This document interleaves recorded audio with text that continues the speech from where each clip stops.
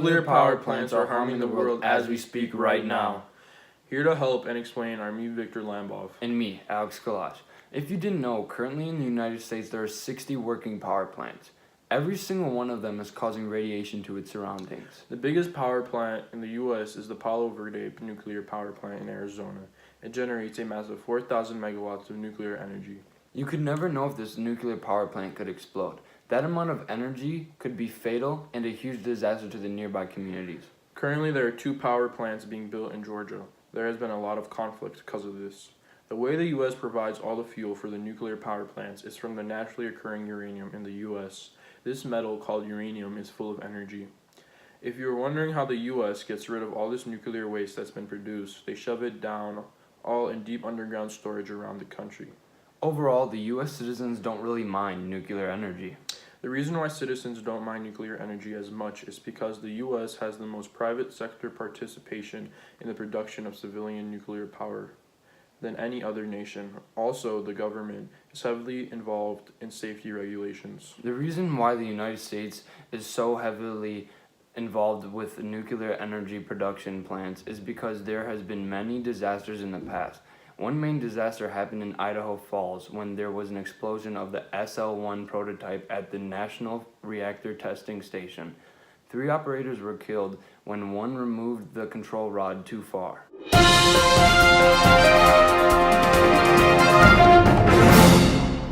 The communities of other countries have also been facing problems. In France, there are 58 nuclear reactors. Those 58 nuclear reactors make about 75% of its electricity. One major nuclear power plant in France is the Penly Nuclear Power Plant. It produces 1,330 megawatts of energy. A power plant they are developing right now is the Civics Power Plant, coming to life in the next 12 months and will be a very strong producer. France gets most of its uranium for nuclear power plants by importing from Australia, Kazakhstan, Russia, and Canada. Most of the nuclear waste unloaded from nuclear reactors in France is reprocessed. However, due to the excessive heat, it first has to be cooled down in 4 miles deep pools of water for several years. Statistics show that the opinion of the public in France, residents supports the use of nuclear energy because of the safer alternatives to greenhouse emissions into the atmosphere. The French energy policies are taken very seriously under the Green Groves Act. This law is associated with the Multi-Annual Energy Plan, which sets the priorities and the means to fulfill the goals of the Act.